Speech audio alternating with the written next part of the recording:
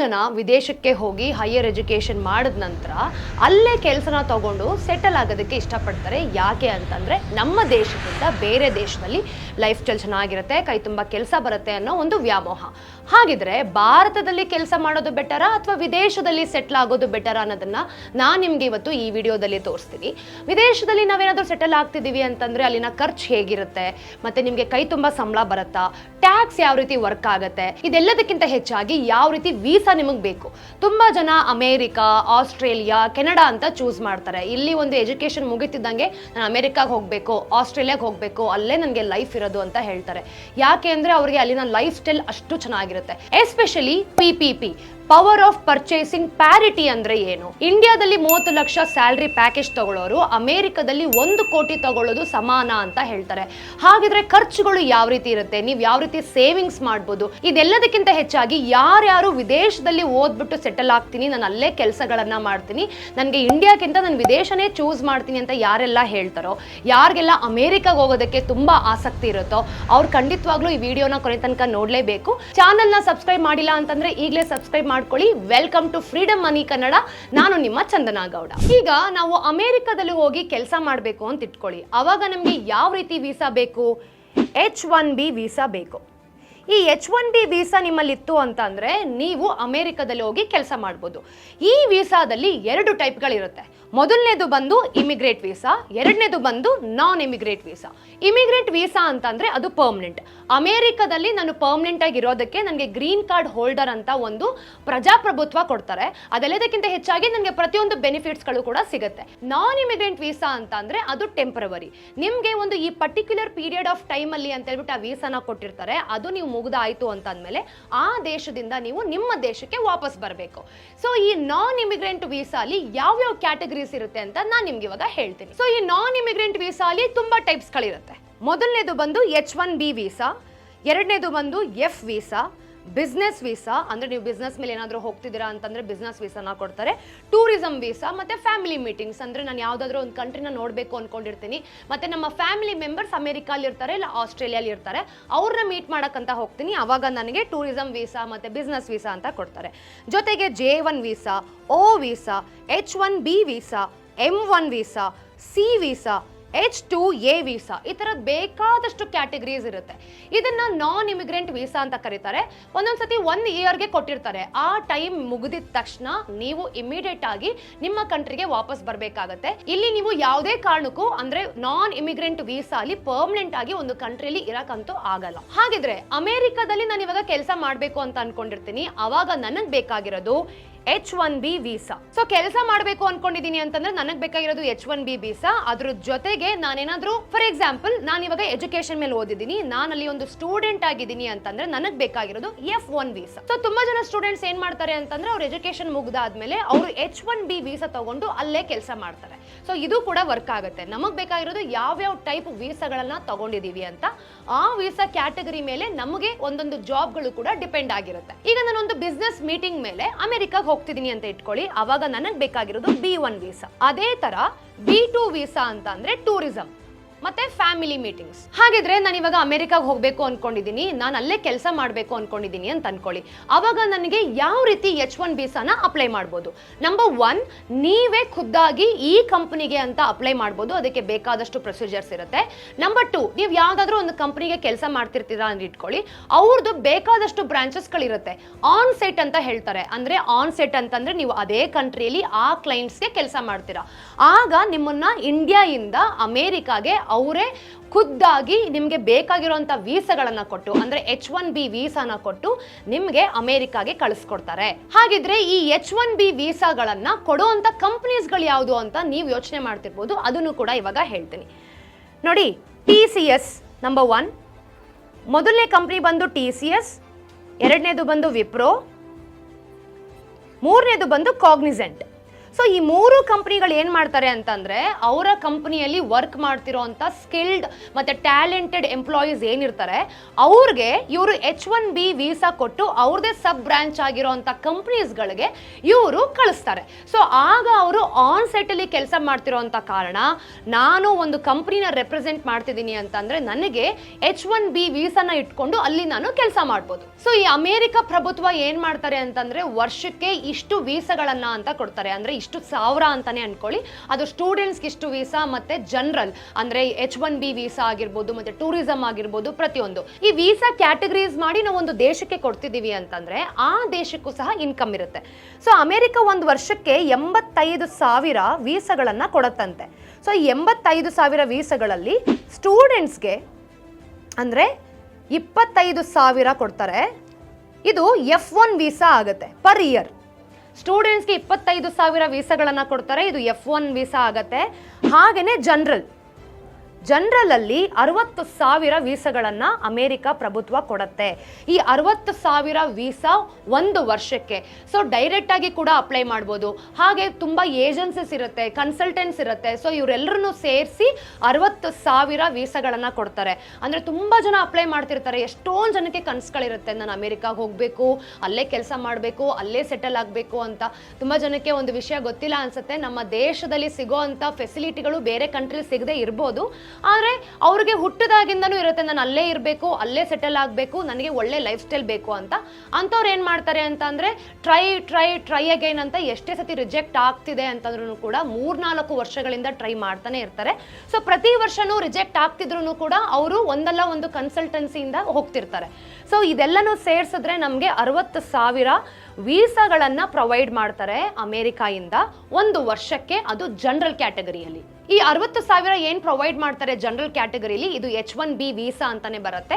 ಇದನ್ನ ಕನ್ಸಲ್ಟೆನ್ಸಿ ಆಗಿರ್ಬೋದು ಅಥವಾ ಏಜೆನ್ಸೀಸ್ ಆಗಿರ್ಬೋದು, ಹಾಗೆಯೇ ಒಂದು ಕಂಪ್ನಿಯಿಂದನೂ ಕೂಡ ಒಂದು ಎಂಪ್ಲಾಯಿನ ಆ ಒಂದು ದೇಶಕ್ಕೆ ಕಳಿಸ್ಬೋದು. ಈಗ ನಾವು ಆವ್ರೇಜ್ ಟ್ಯಾಕ್ಸ್ನ 30% ಕಟ್ತಿದೀವಿ ಅಂತ ಇಟ್ಕೊಳ್ಳೋಣ. ಹಾಗಿದ್ರೆ ನಾವು ಅರ್ನ್ ಮಾಡೋ ಅಂತ ಇನ್ಕಮ್ ಅಲ್ಲಿ ನಾವು ಯಾವ ರೀತಿ ಟ್ಯಾಕ್ಸ್ ಕಟ್ತೀವಿ, ಎಕ್ಸ್ಪೆನ್ಸಸ್ ಏನು, ಪ್ರತಿಯೊಂದನ್ನು ಕೂಡ ಕ್ಯಾಲ್ಕುಲೇಷನ್ ಮಾಡೇ ನೋಡೋಣ. ಈಗ ನಮಗೆ ಸಿಗ್ತಿರೋಂಥದ್ದು $80,000 ಅಲ್ಲಿ ಸ್ಯಾಲ್ರಿ ಸಿಗ್ತಿದೆ ಪ್ಯಾಕೇಜ್, ಆಯ್ತಾ. ಸೊ ಆವ್ರೇಜ್ ಬಂದು 30% ನಮಗೆ ಟ್ಯಾಕ್ಸ್ ಇದೆ. ಈಗ ನಾವು 86,000 ನಮಗೆ ಪ್ಯಾಕೇಜ್ ಬರ್ತಿದೆ ಅಂತಂದ್ರೆ 24,000 ನಮಗೆ ಟ್ಯಾಕ್ಸೇ ಹೋಗ್ತಿದೆ ಅಂತ ತಿಳ್ಕೊಳ್ಳೋಣ. $56,000 ಇರುತ್ತೆ. ಸೊ ಈ ಡಾಲರ್ಸ್ನ ನಾವು 12 ಮಂತ್ಸ್ಗೆ ಕ್ಯಾಲ್ಕುಲೇಟ್ ಮಾಡೋಣ. $56,000 ಡಿವೈಡೆಡ್ ಬೈ 12 ಮಂತ್ಸ್ ಅಂತ ಇಟ್ಕೊಂಡ್ರೆ ನಮಗೆ $4,667 ಇರುತ್ತೆ. ಸೊ ಇದನ್ನ ಮಂತ್ಲಿ ಸ್ಯಾಲ್ರಿ ಆಗಿ ನಾವು ಕನ್ಸಿಡರ್ ಮಾಡ್ಕೊಳ್ಳೋಣ. ನಮಗೆ ಮಂತ್ಲಿ ಸ್ಯಾಲ್ರಿ ಬಂದು 4,667 ಸಿಗ್ತಿದೆ. ಈ ಮಂತ್ಲಿ ಸ್ಯಾಲ್ರಿಯಲ್ಲಿ ನಾವು ಯಾವ ರೀತಿ ಸೇವಿಂಗ್ಸ್ ಮಾಡ್ತೀವಿ, ಎಕ್ಸ್ಪೆನ್ಸಸ್ ಯಾವ ರೀತಿ ಆಗುತ್ತೆ, ಟ್ಯಾಕ್ಸ್ ಯಾವ ರೀತಿ ಡೈವರ್ಸಿಫೈ ಆಗುತ್ತೆ, ಪ್ರತಿಯೊಂದನ್ನು ಕೂಡ ನೋಡೋಣ. ಈಗ ನಾನು ಭಾರತದಲ್ಲೇ ಬ್ಯಾಂಗ್ಳೂರಲ್ಲಿ ಎಲ್ಲೋ ಕೆಲಸ ಮಾಡ್ತಿದ್ದೀನಿ ಅಂತ ಇಟ್ಕೊಳ್ಳಿ. ನಾನು ಮನೆಯಿಂದನೇ ನನ್ನ ಕೆಲಸಕ್ಕೆ ಹೋಗ್ತೀನಿ, ನನಗೆ ಎಕ್ಸ್ಪೆನ್ಸಸ್ ಅಷ್ಟು ಇರಲ್ಲ. ಆದರೆ ಅಮೆರಿಕದಲ್ಲಿ ನಾನು ಕೆಲಸ ಮಾಡ್ತಿದ್ದೀನಿ ಅಂತಂದರೆ ನನ್ನ ಕೆಲಸದ ಪ್ರೆಷರು ಅಷ್ಟೇ ಜಾಸ್ತಿ ಇರುತ್ತೆ, ಮತ್ತು ಎಕ್ಸ್ಪೆನ್ಸಸ್ಸು ಡಬಲ್ ಟ್ರಿಪಲ್ ಆಗಿ ಇರುತ್ತೆ. ಟ್ಯಾಕ್ಸ್ ಕೂಡ ಅಷ್ಟೇ ಪೇ ಮಾಡ್ತಿರ್ತೀವಿ. ಈಗ ನಾನು ಅಮೆರಿಕದಲ್ಲಿದ್ದೀನಿ, ಮಂತ್ಲಿ ಎಕ್ಸ್ಪೆನ್ಸಸ್ನ ನೋಡ್ತಾ ಹೋಗೋಣ. ನಾನೊಂದು BHK ಅಪಾರ್ಟ್ಮೆಂಟಲ್ಲಿ ಇದ್ದೀನಿ, ಅದೊಂದು $1,500 ಅಂತ ಅನ್ಕೊಳ್ಳೋಣ. ಮತ್ತು ಫುಡ್ ಆ್ಯಂಡ್ ಗ್ರಾಸರೀಸ್ ಎಲ್ಲ ಸೇರಿಸಿ ಅದೊಂದು $1,000. ಕಾರ್ ಲೋನ್, ಯಾಕಂದರೆ ಕಾರ್ ಇಲ್ಲದೆ ನಾವು ಅಮೆರಿಕದಲ್ಲಿ ಬದುಕೋದಕ್ಕೆ ಆಗಲ್ಲ. ಕಾರ್ ಅಂತೂ ಪ್ರತಿಯೊಬ್ಬರ ಹತ್ರನೂ ಇರಲೇಬೇಕು. ಕಾರ್ ತೊಗೊಂಡಿದ್ದೀವಿ ಅಂದರೆ EMI ಕಟ್ತಿರ್ತೀವಿ. ಸೊ ಕಾರ್ ಲೋನ್ದು EMI ಬಂದು ಒಂದು $300 ಅಂತ ಅನ್ಕೊಳ್ಳೋಣ. ಜೊತೆಗೆ ರಿಮೈನಿಂಗ್ ಎಕ್ಸ್ಪೆನ್ಸಸ್, ಅದು ಇದು ನಾವು ವೀಕೆಂಡ್ ಬಂದರೆ ಅಲ್ಲಿ ಹೋಗ್ತಿರ್ತೀವಿ, ಮತ್ತು ನಮ್ಮ shopping what ever remaining expense ಅಂತ ನೋಡಿದ್ರೆ ಅದು ಒಂದು $700 ಅಂತ ಇಟ್ಕೊಳ್ಳೋಣ. ಸೊ ನಮಗೆ ಬರ್ತಿರೋ ಸ್ಯಾಲ್ರಿಯಲ್ಲಿ $4,000 ಎಕ್ಸ್ಪೆನ್ಸಸ್ ಆಗೇ ಹೊರಟೋಯ್ತು ಅಂತಂದರೆ ನಮ್ಮ ಕೈಯಲ್ಲಿ ಕೇವಲ $667 ಮಾತ್ರ ಇರುತ್ತೆ. $667 ಮಾತ್ರ ನಮ್ಮ ಕೈಯಲ್ಲಿ ಇರುತ್ತೆ. ಸೊ ನಾವು ತಗೊಳ್ತಿರೋ ಸ್ಯಾಲ್ರಿಯಲ್ಲಿ 4,000 ಎಕ್ಸ್ಪೆನ್ಸ್ ಆಗೇ ಹೋಯ್ತು ಅಂತಂದ್ರೆ ನಮ್ಮ ಕೈಯಲ್ಲಿ ಕೇವಲ $667 ಮಾತ್ರ ಇರುತ್ತೆ. ಇದನ್ನ ನಾವು ಇಂಡಿಯನ್ ಮನಿಗೆ ಕನ್ವರ್ಟ್ ಮಾಡೋಣ. 667 ಇಂಟು $80 ಅಂತ ಅನ್ಕೊಳ್ಳಿ. ಆಗ ನಮಗೆ $54,609 ರೂಪಾಯಿ ಇರುತ್ತೆ. ಇದರಲ್ಲಿ ನೀವು ಏನಂತ ಸೇವಿಂಗ್ಸ್ ಮಾಡ್ತೀರಾ? ಇದನ್ನ ನಾವು ಇಂಡಿಯಾದಲ್ಲಿ ಕೆಲಸ ಮಾಡ್ತಿದ್ರು ಕೂಡ ಬರುತ್ತೆ ತಾನೆ. ಏನೋ ನಾವೊಂದು ಅಮೆರಿಕದಲ್ಲಿ ಕೆಲಸ ಮಾಡ್ತಿದ್ದೀವಿ ಅಂತಂದ್ರೆ ಎಕ್ಸ್ಪೆನ್ಸಸ್ ಎಲ್ಲ ಹೋಗಿನೂ ನಮ್ಮ ಕೈಗೆ ಇಷ್ಟು ದುಡ್ಡು ಬರ್ತಿದೆ ಅಂತಂದ್ರೆ ಅದನ್ನ ನಾವು ಇಂಡಿಯಾ ಕಳಿಸಿದ್ರೆ ಸೇವಿಂಗ್ಸ್ ಮಾಡ್ಬೋದು. ಅದೇ ದುಡ್ಡನ್ನ ನಾನು ಅಮೆರಿಕದಲ್ಲೇ ಸೇವಿಂಗ್ಸ್ ಮಾಡ್ತೀನಿ ಅಂತಂದ್ರೆ ನಿಮ್ಗೆ 1 ರೂಪಾಯಿ ಕೂಡ ಸೇವ್ ಆಗಲ್ಲ, ಖರ್ಚುಗಳು ಇನ್ನೂ ಜಾಸ್ತಿ ಆಗ್ತಾ ಹೋಗ್ತಾನೆ ಇರುತ್ತೆ. ಅದಕ್ಕೆ ತುಂಬಾ ಜನ ನನ್ನ ಫ್ರೆಂಡ್ಸ್ಗಳನ್ನೇ ನಾನು ಕ್ಲೋಸ್ ಆಗಿ ನೋಡಿದ್ದೀನಿ. ಅವ್ರೇನಾದ್ರೂ ಮನೆ ತೆಗಿತಾರೆ, ಇಲ್ಲ ತೋಟ ತೆಗಿತಾರೆ, ಜಮೀನ್ ಮಾಡ್ತಾರೆ ಅಂತಂದ್ರೆ ಅಲ್ಲಿ ಚೆನ್ನಾಗಿ ದುಡ್ದಿರೋ ದುಡ್ಡನ್ನ ಅವರು ಇಲ್ಲಿಗೆ ಮನೆಗೆ ಕಳಿಸ್ತಾರೆ. ತಿಂಗಳಿಗೆ ಇಷ್ಟು ದುಡ್ಡು ಅಂತ ಹಾಕ್ತಾರೆ. ಸೊ ಇಲ್ಲಿ ಅವರು ಕೂಡಾಕಿರೋ ದುಡ್ಡುಗಳು ಏನಿರುತ್ತೆ ಅದನ್ನ ಎಂಡ್ ಆಫ್ ದಿ ಇಯರ್ ಅಲ್ಲಿ ಒಂದು ಜಮೀನ್ ಮೇಲೆ ಹಾಕೋದೋ, ಇಲ್ಲ ಒಂದು ಮನೆ ತೆಗಿಯೋದೋ, ಇಲ್ಲ ಫ್ಲಾಟ್ ತೆಗಿಯೋದೋ, ಈ ರೀತಿ ಮಾಡಿ ಅವರು ಸೇವಿಂಗ್ಸ್ ನ ಮಾಡ್ತಾರೆ. ಅಮೆರಿಕದಲ್ಲೇ ಆಗ್ಲಿ, ಆಸ್ಟ್ರೇಲಿಯಾ, ಕೆನಡಾ ಮತ್ತೆ ಇನ್ನೊಂದು ಯಾವುದೇ ದೊಡ್ಡ ಕಂಟ್ರಿಗಳಾಗ್ಲಿ, ಅಲ್ಲಿ ನಾವು ಕೆಲಸ ಮಾಡ್ತಿದೀವಿ ಅಂತಂದ್ರೆ ಕೇವಲ ಒಬ್ರು ಇನ್ಕಮ್ ಇಂದ ಜೀವನ ಮಾಡೋದಕ್ಕೆ ಆಗದೇ ಇಲ್ಲ. ನೀವೇನಾದ್ರೂ ಸೂಕ್ಷ್ಮವಾಗಿ ಗಮನಿಸಿದ್ರೆ ಗಂಡ ಹೆಂಡತಿ ಇಬ್ರು ಕೂಡ ವರ್ಕ್ ಮಾಡ್ತಾರೆ. ಆ ರೀತಿ ವರ್ಕ್ ಮಾಡಿದ್ದಲ್ಲಿ ಹೇಗೋ ಅವರು $2000 ತಿಂಗಳಿಗೆ ಸೇವ್ ಮಾಡ್ಬೋದು. $2000 ಅವರು ತಿಂಗಳಿಗೆ ಸೇವ್ ಮಾಡಿದ್ರು ಅಂತಂದ್ರೆ ಅದನ್ನ ನಾವು $80 ಕನ್ವರ್ಟ್ ಮಾಡಿದ್ದಲ್ಲಿ ನಮ್ಗೆ ಅಬ್ಬಬ್ಬ ಅಂದ್ರೆ 1,60,000 ಸೇವಿಂಗ್ಸ್ ಆಗಿ ಸಿಗುತ್ತೆ. ಇದನ್ನ ನಾವು ಇಂಡಿಯಾಗೆ ಪ್ರತಿ ತಿಂಗಳು ಸೇವಿಂಗ್ಸ್ ಆಗಿ ಕಳಿಸ್ತಿದೀವಿ ಅಂತಂದ್ರೆ ಎಲ್ಲೋ ನಾವು ಒಂದ್ ಕಡೆ ದುಡ್ಡನ್ನ ಭದ್ರವಾಗಿ ಸೇವ್ ಮಾಡ್ತಿದೀವಿ ಅಂತ. ಇದನ್ನ ನಾವು ಮುಂದೆ ನಮ್ಮ ಒಂದು ಫ್ಯೂಚರ್ಗೆನೆ ಇನ್ವೆಸ್ಟ್ ಮಾಡ್ಬೋದು. ಅಂದ್ರೆ ಫ್ಲಾಟ್ ಕಟ್ಟೋದಾಗಿರ್ಬೋದು, ಜಮೀನ್ ತೆಗಿಯೋದಾಗಿರ್ಬೋದು, ಇಲ್ಲ ಗೋಲ್ಡ್ ಇನ್ವೆಸ್ಟ್ಮೆಂಟ್ ಆಗಿರ್ಬೋದು. ಈ ರೀತಿ ಏನಾದ್ರು ನೀವು ದುಡ್ಡು ಸೇವ್ ಮಾಡ್ತಿದ್ದೀರಾ ಅಂತಂದ್ರೆ ನಿಮ್ಗೆ ಒಂದು ಕ್ಯಾಲ್ಕುಲೇಷನ್ಸ್ ಕರೆಕ್ಟ್ ಇದೆ ಅಂತ. ಅದೇ ದುಡ್ಡನ್ನ ಅಂದ್ರೆ 1,60,000 ಇಲ್ಲ $2,000 ನೀವು ಏನಾದ್ರೂ ಅಮೆರಿಕದಲ್ಲೇ ಖರ್ಚು ಮಾಡ್ತಿದ್ದೀರಾ ಅಂತಂದ್ರೆ ನಿಮ್ಗೆ ನಿಮ್ಮ ಸೇವಿಂಗ್ಸ್ 0 ಆಗಿರುತ್ತೆ. ಅಂದ್ರೆ ನೀವೇನು ಕೂಡ ಸೇವ್ ಮಾಡೋದಕ್ಕೆ ಸಾಧ್ಯನೇ ಇಲ್ಲ. ಅದಕ್ಕೆ ತಾನೇ ಎಲ್ಲರೂ ಹೇಳೋದು ದೂರದ ಬೆಟ್ಟ ತುಂಬಾ ಸೂಕ್ಷ್ಮವಾಗಿರುತ್ತೆ, ಹತ್ರ ಹೋದಾಗೆ ನಮಗೆ ಗೊತ್ತಾಗೋದು ಅಲ್ಲಿ ಕಲ್ಲೆಷ್ಟು ಮುಳ್ಳೆಷ್ಟು ಅಂತ. ಹಾಗೇನೆ ನಮ್ಮ ಇಂಡಿಯಾದಲ್ಲಿ 30 ಲಕ್ಷ ಪ್ಯಾಕೇಜ್ ತಗೊಳ್ಳೋರು ಅಮೆರಿಕದಲ್ಲಿ 1 ಕೋಟಿ ಪ್ಯಾಕೇಜ್ ತಗೊಳ್ಳೋರಿಗೆ ಸಮ ಅಂತ ಅದಕ್ಕೇನೆ ಹೇಳೋದು. ಈಗ ನಾವು ಅದನ್ನ ಎಕ್ಸಾಂಪಲ್ ಆಗಿ ನೋಡೋದಾದ್ರೆ, ನಾನೀಗ ಇದು ಒಂದು ಪೆನ್ ನ ಪರ್ಚೇಸ್ ಮಾಡ್ಬೇಕು ಅಂತ ಅನ್ಕೊಂಡಿದೀನಿ. ನಮ್ಮ ಇಂಡಿಯಾದಲ್ಲಿ ಈ ಪೆನ್ ಬಂದು ಕೇವಲ $3 ಅಷ್ಟೇ, ಇಲ್ಲ ಅಂದ್ರೆ $10 ಅಂತ ಅನ್ಕೊಳ್ಳಿ. ಇದೇ ಪೆನ್ಗೆ ನಾವು ಅಮೆರಿಕದಲ್ಲಿ ಡಬಲ್ ಇಲ್ಲ ಟ್ರಿಪಲ್ ಆಗಿ ಪೇ ಮಾಡ್ತೀವಿ. ಯಾಕೆ ಅಂತಂದ್ರೆ ಅಲ್ಲಿ ಟ್ಯಾಕ್ಸ್ಗಳು ಹೋಗುತ್ತೆ, ಒಂದು ಎಕ್ಸ್ಪೆನ್ಸಸ್ ಅದು ಇದು ಅಂತ. ನಾನೊಂದು ಹೇರ್ ಕಟ್ ಹೋಗ್ತೀನಿ ಅಂತ ಇಟ್ಕೊಳ್ಳಿ. ಆ ಹೇರ್ ಕಟ್ ನಾವು ಇಂಡಿಯಾದಲ್ಲಿ ಒಂದು $300 ಪೇ ಮಾಡ್ತೀನಿ ಅಂತಂದ್ರೆ ಅಮೆರಿಕದಲ್ಲಿ 1500 2000 ಎಷ್ಟೋ ಆಗತ್ತೆ. ಅದಕ್ಕೆ ತುಂಬಾ ಜನ ಏನ್ ಮಾಡ್ತಾರೆ ಅಂತಂದ್ರೆ ಒಬ್ಬರನ್ನ ಮದ್ವೆ ಆಗಿರ್ತಾರೆ, ಅವ್ರಿಗೆ ಬೇರೆ ಕಡೆ ವರ್ಕ್ ಮಾಡೋ ಅಂತ ವೀಸಾ ಕೊಟ್ಟಿರಲ್ಲ. ಆಗ ಮನೇಲೇನೆ ತುಂಬಾ ಜನ ಟ್ಯೂಷನ್ ತಗೊಳ್ಳೋದು, ಇಲ್ಲ ಡ್ಯಾನ್ಸ್ ಕ್ಲಾಸ್ ತಗೊಳ್ಳೋದು, ಇಲ್ಲ ಅಂತಂದ್ರೆ ಕೇಕ್ಗಳು ಮಾಡೋದು, ಏನೋ ಒಂದು ಅವರ ಜೀವನಕ್ಕೆ ಬೇಕಾಗಿರೋಂತ ಅನುಗುಣವಾಗಿ ಮಾಡ್ತಾರೆ. ಯಾಕೆಂದ್ರೆ ನಾವು ಒಂದು ಐಬ್ರೋ ಮಾಡಿಸ್ಕೊಳ್ತೀವಿ ಅಂದ್ರೂ ಕೂಡ ಅಮೆರಿಕದಲ್ಲಿ ಅಷ್ಟು ಎಕ್ಸ್ಪೆನ್ಸ್ ಆಗಿರುತ್ತೆ. ಸೊ ಪ್ರತಿಯೊಂದನ್ನು ಅವ್ರು ಎಕ್ಸ್ಪೆನ್ಸ್ ಆಗಿ ಪೇ ಮಾಡ್ತಾನೆ ಹೋದ್ರೆ ಜೀವನ ಹೇಗ್ ಮಾಡ್ತಾರೆ ಅಲ್ವಾ? ಸೊ ಅದಕ್ಕೆ ನಾವು ಯಾವ ಒಂದು ಕಂಟ್ರಿಯಲ್ಲಿ ಜೀವನ ಮಾಡ್ತಿದೀವಿ ಅಂತಂದ್ರೆ ಅಲ್ಲಿ ಎಕ್ಸ್ಪೆನ್ಸಸ್ನ ನೋಡಿಕೊಂಡು ನಮ್ಮ ಸೇವಿಂಗ್ಸ್ನ ನಾವು ಕ್ಯಾಲ್ಕುಲೇಟ್ ಮಾಡಬೇಕಾಗತ್ತೆ. ಹಾಗಿದ್ರೆ ಪರ್ಚೇಸಿಂಗ್ ಪವರ್ ಪ್ಯಾರಿಟಿ ಅಂದ್ರೆ ಏನು? ಇದಕ್ಕಿಂತ ಮುಂಚೆ ನಾನು ನಿಮ್ಗೆ ಆಲ್ರೆಡಿ ಹೇಳಿದ್ದೆ, ನಮ್ಮ ಇಂಡಿಯಾದಲ್ಲಿ 30 ಲಕ್ಷ ಪ್ಯಾಕೇಜ್ ತಗೊಳ್ಳೋರು ಅಮೆರಿಕದಲ್ಲಿ 1 ಕೋಟಿ ಪ್ಯಾಕೇಜ್ ತಗೊಳ್ಳೋರಿಗೆ ಸಮ. ಯಾರು ಅವ್ರು ಬರ್ತಿರೋ ದುಡ್ಡನ್ನ ಸೇವ್ ಮಾಡದೆ ಅಲ್ಲೇ ಖರ್ಚು ಮಾಡ್ತಿದಾರೋ, ಅಂದ್ರೆ ಆ ಕಂಟ್ರಿಯಲ್ಲೇ ಖರ್ಚು ಮಾಡ್ತಿದಾರೋ ಅವ್ರಿಗೆ ನಾವು ಪರ್ಚೇಸಿಂಗ್ ಪವರ್ ಪ್ಯಾರಿಟಿ ಅಂತ ಹೇಳ್ತಾರೆ. ಈಗ ನಾನು ಯಾವುದೋ ಒಂದು ಕಂಫರ್ಟಬಲ್ ಆಗಿರೋ ಕಂಪ್ನಿಲಿ 25,000 ತಗೊಳ್ತಿರ್ತೀನಿ, ಬೇರೆ ಇನ್ನೊಬ್ರು ಒಂದು ದೊಡ್ಡ ಕಂಪ್ನಿಲಿ ಒಳ್ಳೆ ಪೊಸಿಷನ್ ಅಲ್ಲಿ 50,000 ತಗೊಳ್ತಿದ್ದಾರೆ. ಅಟ್ಲೀಸ್ಟ್ ನಾನು ಏನೋ ಒಂದ್ ಕಡೆ ಸೇವ್ ಮಾಡ್ತಿದ್ದೀನಿ, ಬಟ್ ಇವ್ರು ಸೇವ್ ಮಾಡ್ತಿಲ್ಲ. ಸೊ ನಮ್ಮ ಇಬ್ರು ಇನ್ಕಮ್ ಕೂಡ ಸೇಮ್ ಅನ್ನೋದನ್ನ ನಾವು ಪರ್ಚೇಸಿಂಗ್ ಪವರ್ ಪ್ಯಾರಿಟಿ ಅಂತ ಹೇಳ್ತೀವಿ. ಸೊ ಯಾರೆಲ್ಲ ಯೋಚನೆ ಮಾಡ್ತಿದ್ದೀರಾ ಅಮೆರಿಕದಲ್ಲಿ ಕೆಲಸ ಮಾಡೋದು ಬೆಟರಾ ಅಥವಾ ಭಾರತದಲ್ಲಿ ಕೆಲಸ ಮಾಡೋದು ಬೆಟರಾ ಅಂತ, ಅವ್ರಿಗೆ ಇನ್ನೊಂದು ಎಕ್ಸಾಂಪಲ್ ನಾನು ನಿಮ್ಗೆ ಕ್ಲಿಯರ್ ಆಗಿ ಅರ್ಥ ಮಾಡಿಸ್ಬಿಡ್ತೀನಿ. ಸುರೇಶ್ ಬಂದು 30 ಲಕ್ಷ ಪ್ಯಾಕೇಜ್ ಇದೆ, ಅವರು ಒಂದು ಬೆಂಗಳೂರಲ್ಲಿ ಕೆಲಸ ಮಾಡ್ತಿದ್ದಾರೆ ಅಂತ ಇಟ್ಕೊಳ್ಳಿ. ಹಾಗೇನೆ ರಮೇಶ್ ಬಂದು ಅಮೆರಿಕದಲ್ಲಿ ಕೆಲಸ ಮಾಡ್ತಿದ್ದಾರೆ, ಅವ್ರಿಗೆ 1 ಕೋಟಿ ಪ್ಯಾಕೇಜ್ ಇದೆ. ಸೊ ಎಕ್ಸ್ಪೆನ್ಸಸ್ ಬಂದು ಸುರೇಶ್ ಬರ್ತಿರೋದು ಕೇವಲ 40,000 ಅಷ್ಟೇ. ಹಾಗೆ ರಮೇಶ್ಗೆ 4 ಲಕ್ಷವಷ್ಟು ಎಕ್ಸ್ಪೆನ್ಸಸ್ ನ ಬರ್ತಿದೆ. ಸೊ ಈ ರಮೇಶ್ ಅನ್ನೋರು ಅವ್ರ ಎಕ್ಸ್ಪೆನ್ಸಸ್ 4 ಲಕ್ಷ ಏನಾಗ್ತಿದೆ ಅದನ್ನ ಬಿಟ್ಟು $3,000 ಅಂದ್ರೆ ಅದನ್ನ 80 ರೂಪೀಸ್ಗೆ ನಾವು ಕನ್ವರ್ಟ್ ಮಾಡಿದ್ರೆ 2,40,000 ಏನಿದೆ ಆ ಒಂದು ಸೇವಿಂಗ್ಸ್ ನ ಅವರು ಪ್ರತಿ ತಿಂಗಳು ಮನೆಗೆ ಕಳಿಸ್ತಿದ್ದಾರೆ. ಈಗ ನೀವೇ ಅರ್ಥ ಮಾಡ್ಕೊಳ್ಳಿ, ಪ್ರತಿ ತಿಂಗಳು ರಮೇಶ್ ಅಂದ್ರೆ ಅಮೆರಿಕದಲ್ಲಿ ಕೆಲಸ ಮಾಡೋರು ಅವ್ರ ಎಕ್ಸ್ಪೆನ್ಸಸ್ ಬಿಟ್ಟು 2,40,000 ಕಳಿಸ್ತಿದ್ದಾರೆ ಅಂತಂದ್ರೆ ವರ್ಷದಲ್ಲಿ ಅವ್ರಿಗೆ ಇಷ್ಟು ದುಡ್ಡಂತ ಆಗತ್ತೆ. ಆ ದುಡ್ಡನ್ನ ಅವರು ಬೇರೆ ಕಡೆ ಇನ್ವೆಸ್ಟ್ ಮಾಡ್ತಿದ್ದಾರೆ.